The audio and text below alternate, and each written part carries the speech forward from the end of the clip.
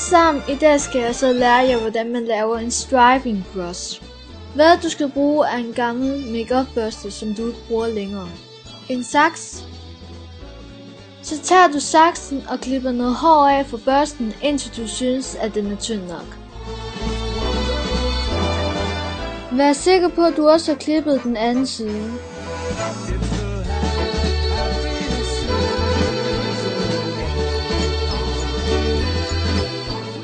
Så er jeg færdig, og nu skal jeg bare prøve den af.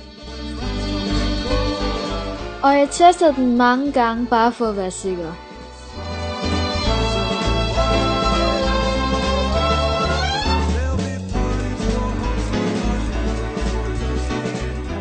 Jeg synes, den er en lille bit smule for tyk, så jeg klipper den igen, bare med en anden saks.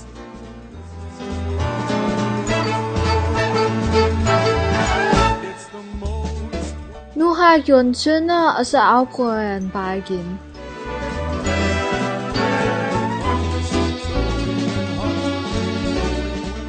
Kan du se forskellen fra her og så der? Meget stor, hvis du spørger mig. Jeg ved godt, at den her video er meget kort, men jeg håber stadigvæk, du kan lide den. Held og lykke og glædelig jul.